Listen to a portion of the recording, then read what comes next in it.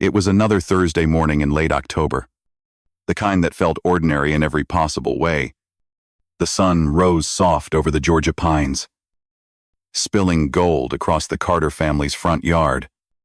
Inside, the smell of coffee drifted through the house, that familiar scent that meant stability, routine. Home.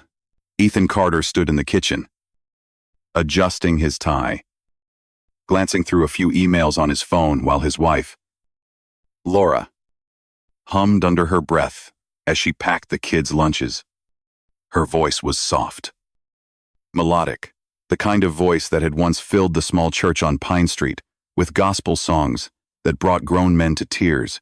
Their two children, Lily and Noah, chased each other around the table, laughter echoing through the morning light. It was messy, loud, imperfect, and to Ethan, it was everything. He watched Laura for a moment, her hair tucked neatly behind her ear, her smile easy, her movements familiar. There was something sacred about routine. He thought, the same breakfast, the same goodbye kiss at the door, the same quiet drive to work with the radio humming low. 15 years of marriage had turned their life into a rhythm he trusted like gravity. Laura turned toward him, brushing crumbs off her blouse. "You're late again," she teased. Ethan smiled. "Deadlines don't wait." "Sweetheart." She rolled her eyes but kissed him anyway. The same way she had every morning since the day they said "I do." He didn't notice the faint shadow that crossed her expression as he grabbed his keys. He wouldn't have known how to name it if he had. It was small, a flicker of distance, gone before it could mean anything. On his way out, Ethan paused by the doorway, watching her laugh at something their son said. And for a second, he felt something swell in his chest. Pride.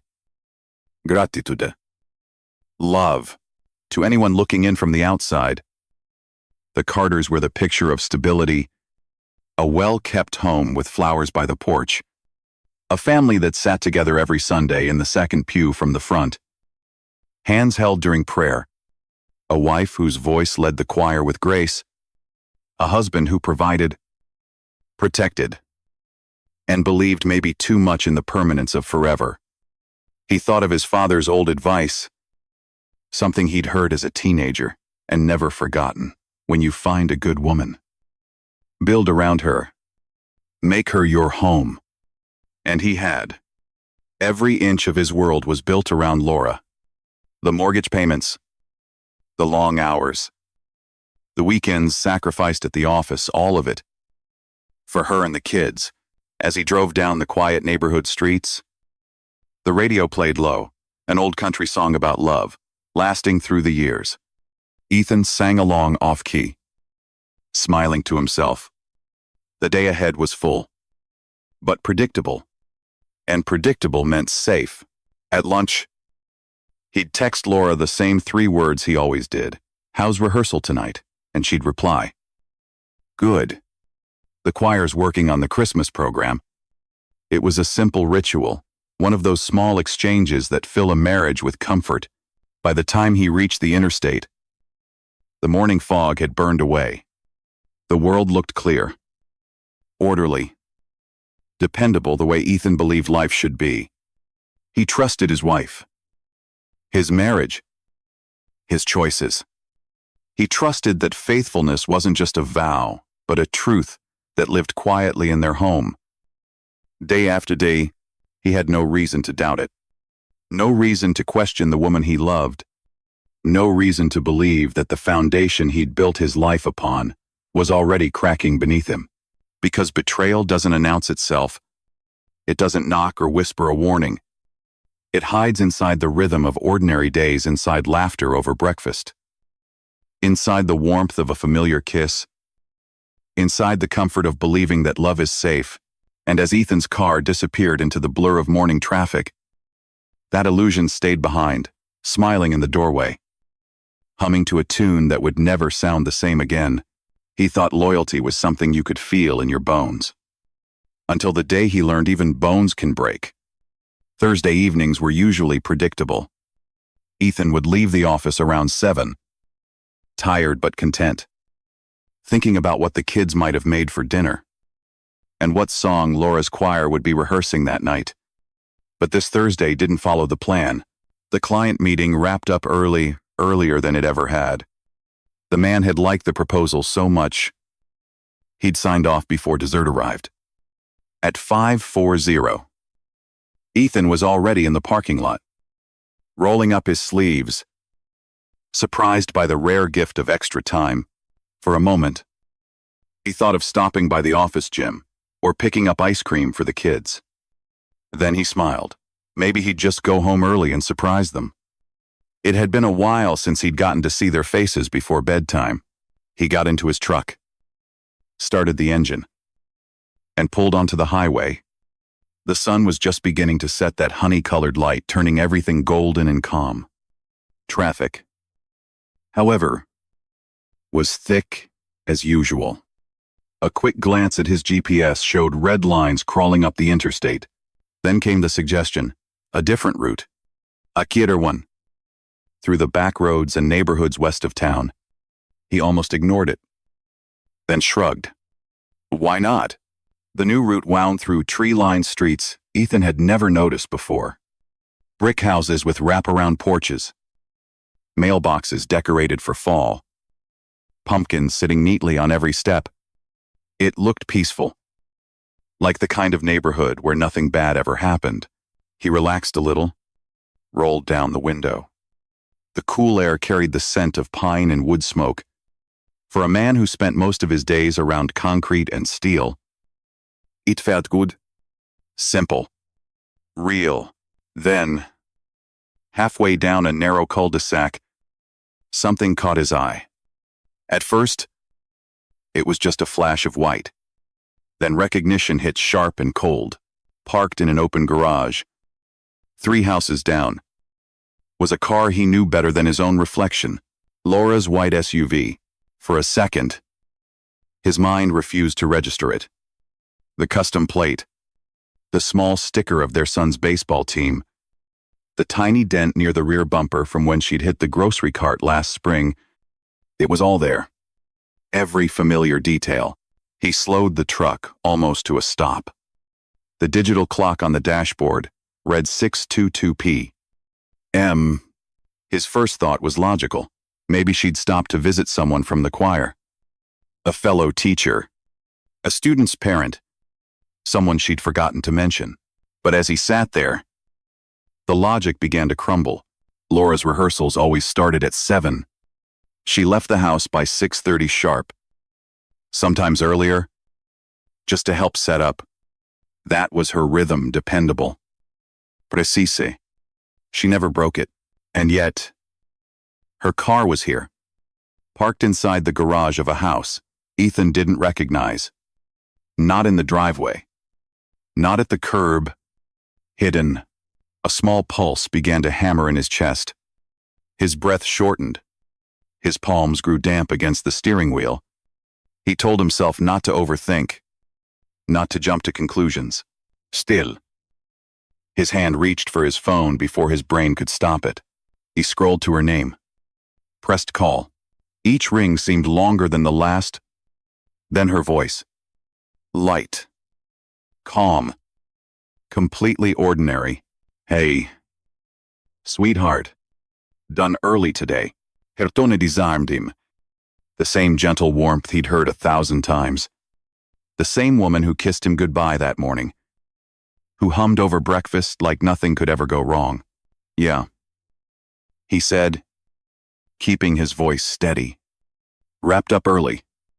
Where are you right now? There was a pause. Just a breath, half a second maybe. But Ethan knew his wife well enough to hear it. I'm at rehearsal, she said finally. We started a little early tonight. Working on a new song. Why? Ethan closed his eyes, feeling the ground shift beneath him. The SUV gleamed in the fading light. Undeniable. Immovable. She was lying. And not just a small lie, not the kind that slips out when you're running late or trying to avoid a fight. This lie was practiced, effortless. He could hear it in the way her voice didn't waver. The ease of it, the confidence. He wanted to believe her. God. He wanted to believe her so badly. But his body knew what his mind refused to say out loud. Something was wrong. Deeply wrong. Nothing. He murmured. Just checking in. Be safe. Okay. She laughed softly. Always. Love you. Love you too. The words tasted strange as they left his mouth like something broken. He was pretending still worked. He hung up, sat there in silence. The neighborhood was still. A lawnmower hummed faintly somewhere in the distance. Through the thin air of dusk, he could see a light flicker on in the upstairs window of that house, a soft yellow glow spilling through the curtains. And though he couldn't see what was behind it, his heart already knew, because the mind tries to make sense of what the heart already knows. And in that quiet street, with the smell of pine and the sound of his own pulse pounding in his ears, Ethan Carter felt the first fracture of the life he thought was unbreakable. Ethan didn't move. He just sat there in the truck. Engine off. Hands trembling against the steering wheel. The neighborhood around him was quiet, kids' bikes abandoned on lawns. Porch lights beginning to flicker on one by one, but inside the cab, everything felt tight. Suffocating. He told himself to breathe. Told himself this was crazy. There had to be an explanation, something innocent. Maybe she'd carpooled with someone. Maybe she'd dropped something off. Maybe. His thoughts twisted into knots until he couldn't untangle them anymore. The silence pressed down on him. And before he realized what he was doing, he picked up his phone again. He stared at her contact photo, that smiling face taken on their last vacation, and his thumb hovered above the screen for a long moment before he pressed call. 1 ring. 2. 3. Hey. Honey. She answered. Cheerful. Out of breath. Sorry. Can I call you later? The director's giving notes right now. Her voice was warm. Familiar. Perfect. And in that perfection, he heard the flaw. Something too smooth. Too effortless. Sure. He said quietly. What song are you working on? There was the slightest pause, a flicker of hesitation. She tried to cover with a laugh. The new one for the Christmas service. You know, the one I told you about. He didn't answer. Didn't need to. The silence stretched until it became unbearable. Then he said softly, I'll be right there. Then, out front. What, her tone cracked. Wait, what do you mean? I'm in front of the church. He lied calmly. Come out for a second. I want to see you. There was breathing on the other end. Quick. Uneven. Then came the excuse. Oh. No. We're right in the middle of something. Ethan. It's just. I'll wait. He said. His voice steady now. Cold. I've got all the time in the world. He hung up before she could answer. For a long moment.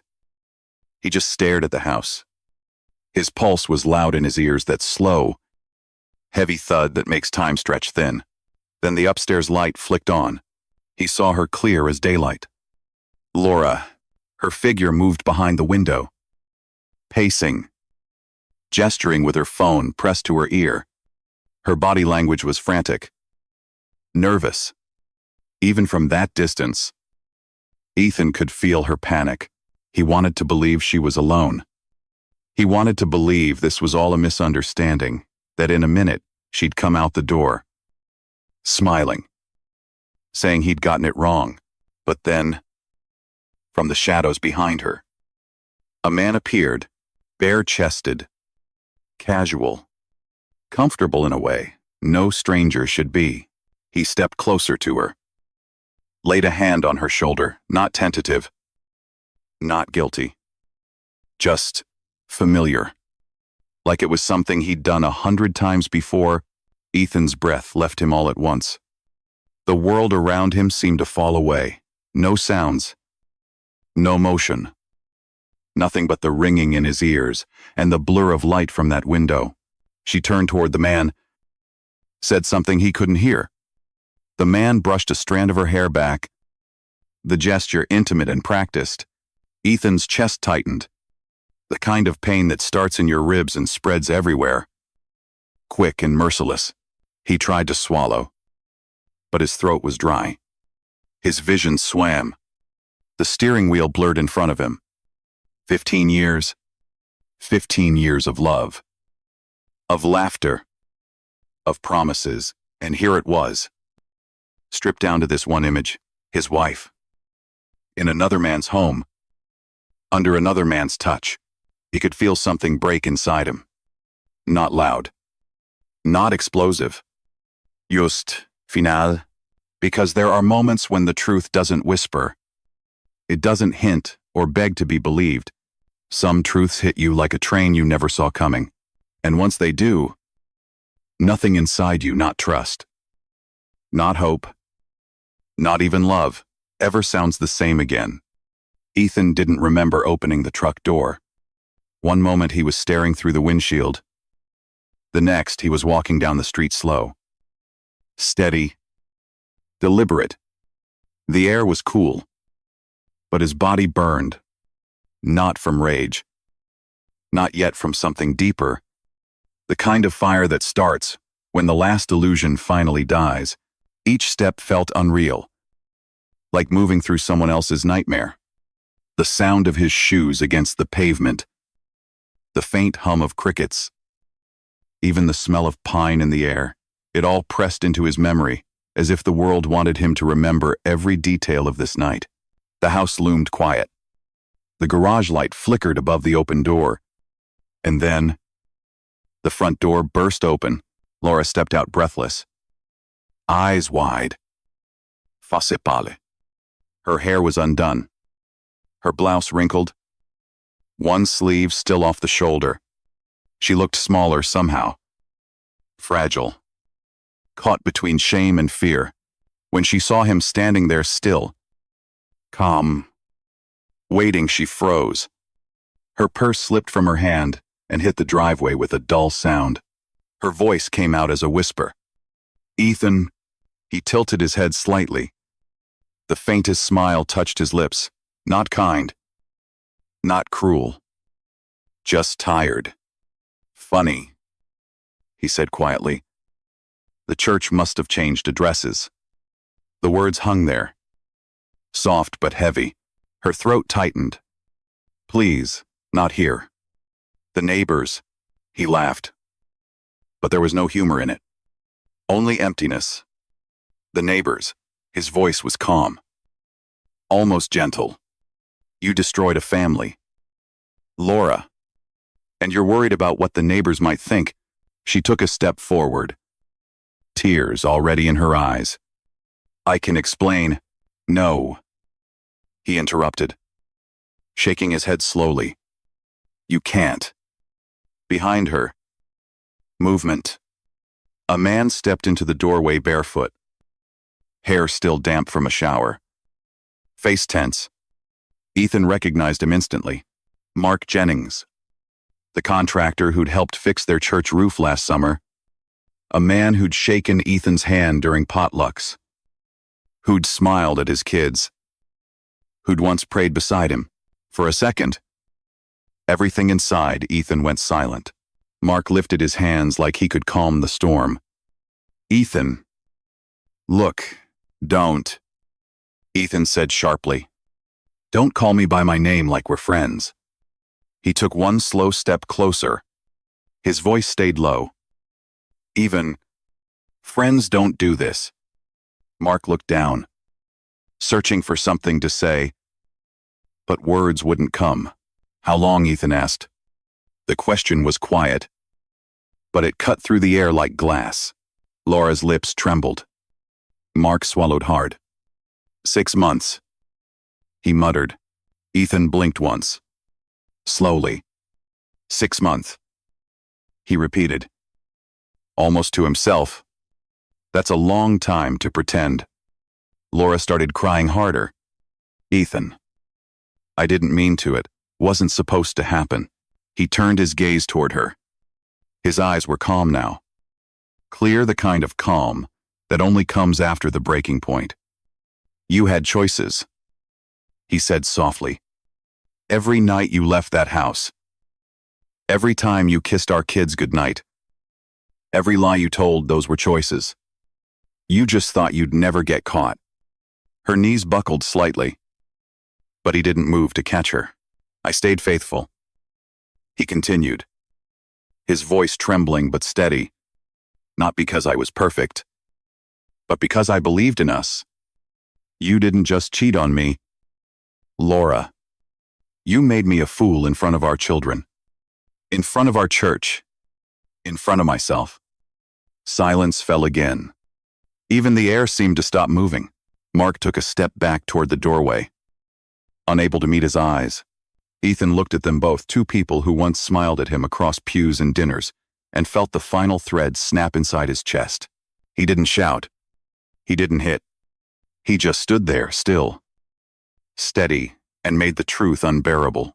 Then he turned, walked back down the street toward his truck, and left them standing in the wreckage they'd built together.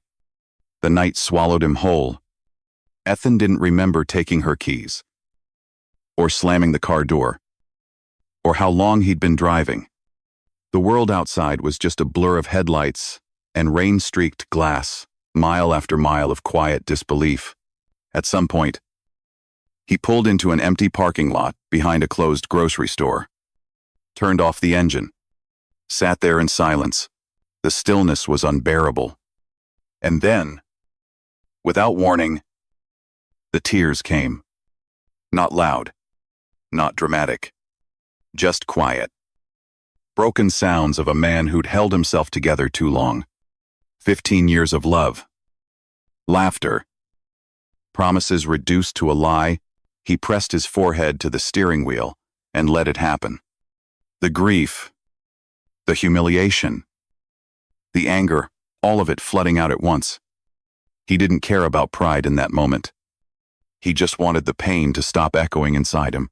When he could finally breathe again, he called his mother, told her something had happened, told her he needed her to stay with the kids for a few days. She didn't ask questions.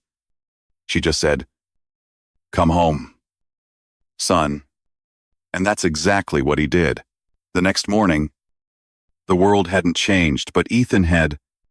There was a new weight in his chest, a clarity sharper than rage. He wasn't going to scream or destroy or seek revenge. He was going to do what needed to be done quietly, precisely, permanently. He hired a lawyer, one who knew the law well enough to understand that in Georgia, adultery still meant something in court. He gathered evidence texts, phone records, photos. He didn't enjoy it. It wasn't about vengeance. It was about truth, documented and undeniable. In the days that followed, the mask Laura had worn so easily began to crack. When he came by to drop off paperwork, she cried, begged, said it was a mistake, a lapse, a moment of weakness. But weakness doesn't last 6 months. Weakness doesn't lie twice a week and smile over dinner afterward. He said little, just handed her the envelope. Inside, divorce papers, chiding adultery. The news spread fast, faster than either of them could control. In small towns, whispers travel quicker than sermons. The same church that once praised her voice now turned silent when she entered. Her friends stopped calling. Mark Jennings lost business contracts. Clients quietly choosing distance over association. The truth didn't need Ethan's help to destroy them. It did the work on its own. For Ethan, those weeks were a blur of motion lawyer meetings, custody filings, long nights explaining to 2 confused children why mom wasn't home anymore. He didn't tell them everything. They were too young for that. But kids always sense more than adults think. His daughter asked one night, "Daddy, are you mad at Mommy?" He looked at her so small, so innocent, and said, "No, sweetheart. I'm just learning how to start over." That's what it became, not revenge, not retribution, just rebuilding. Brick by brick, step by step. When the case finally went before the judge, Ethan's evidence spoke louder than any anger ever could. The ruling was clear. Primary custody awarded to him. Laura would see the kids every other weekend. He walked out of that courtroom, feeling neither triumphant nor bitter. Just clean. Empty. But honest. Back home. He stood in the doorway of the quiet house, toys scattered, the faint smell of dinner still hanging in the air, and realized he'd lost nearly everything. But what remained was real. He didn't have her love, but he had his self-respect. He didn't have his old life, but he had the truth, and truth, he realized, was the one thing worth keeping. He never asked for revenge. He just wanted truth, and in the end, truth did the work for him. The months that followed were quiet. Not the empty kind of quiet that hurts, the kind that heals. At first, Ethan moved through the days like a man learning how to breathe again. Wake up. Make breakfast for the girls. Pack lunches. Drive them to school. Go to work. Repeat. Routine became medicine. Predictability. His peace. He filled the silence of the house with small sounds. The hum of the dishwasher. The laughter of cartoons. The clinking of dishes at dinner time. It wasn't the same kind of home as before, but it was real. And for the first time in a long time, honest, therapy helped. Not the quick kind that promised miracles, but the kind that forced him to sit with the pain until it stopped owning him. His therapist asked once, "Do you want to understand her? Or understand yourself?" He thought about it for a long time before answering. "Myself. She already showed me who she is." Little by little, the heaviness began to lift. He ran again. Something he hadn't done in years. He started eating right. Slept better. Worked harder. He became sharper. Calmer. More focused. People noticed the change. His boss offered him a new project, one that challenged him, pushed him. His coworkers said he looked different, not younger, but lighter. Like he'd finally dropped a weight no one could see. At home, his daughters began to smile again. The older one, Lily, stopped asking when Mom was coming back. The younger, Noah, started sleeping through the night without waking up crying. They didn't talk much about what happened. They didn't have to. The love in that house said enough. One Friday evening, Ethan took them to the park. They laughed, ate ice cream, watched the sunset paint the sky in streaks of orange and gold. And for the first time in what felt like forever, he felt something he hadn't felt since before the lies, peace. The nights were still quiet, but no longer hollow. He'd sit on the porch after putting the kids to bed, a cup of coffee in his hands. The sound of crickets in the distance. The silence didn't scare him anymore. It comforted him, because when you've lived through betrayal, solitude isn't loneliness, it's clarity. He started reading again, rebuilding pieces of himself he'd lost while trying to hold a broken marriage together. He wrote in a journal, not about her, about him, about who he wanted to become now that the noise was gone. Then, one afternoon, life surprised him. He met Maya, a divorced architect, who worked on the same commercial project as his firm. She was quiet, grounded, kind. They talked over coffee once. Then again, after work. There was no rush. No games. No pretending. Just two people who understood what it meant to start over. Maya never asked about his past. She asked about his daughters, his work, his goals. And for Ethan, that was new. Someone interested not in his scars, but in his strength. Weeks turned into months. The relationship grew slowly, deliberately. He didn't need fireworks this time. He needed foundation. And she gave him that. One night, after dropping his kids off at his mother's, he found himself driving down the same road where everything had fallen apart a year earlier. He passed the house where Laura's car once sat. The lights were off now. The place looked empty. He didn't feel anger or sadness, just distance, the kind that comes when a wound finally turns into a scar. He drove home, parked, and smiled.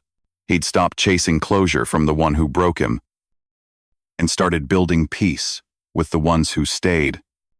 Years passed quietly. As years often do when a man decides to live without noise, Ethan had built a new rhythm, one not made of grand gestures or promises, but of calm mornings, good work, and honest people.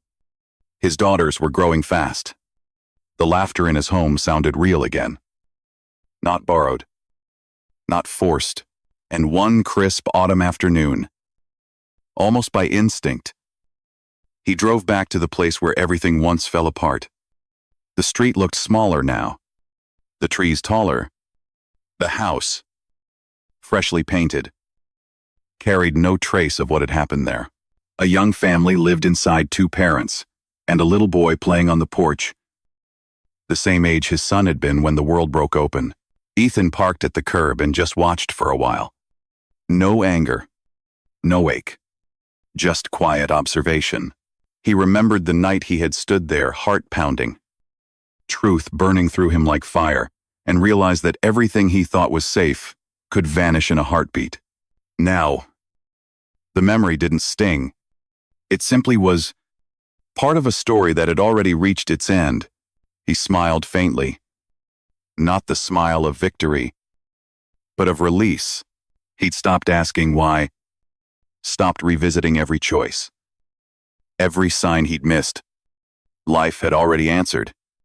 And it had answered kindly by giving him peace in place of pride, because some endings aren't punishments. They're invitations. Invitations to begin again. Cleaner. Wiser. Freer. That Thursday, the one that had nearly destroyed him, had also rebuilt him. He thought about how small that decision had been. Just a turn.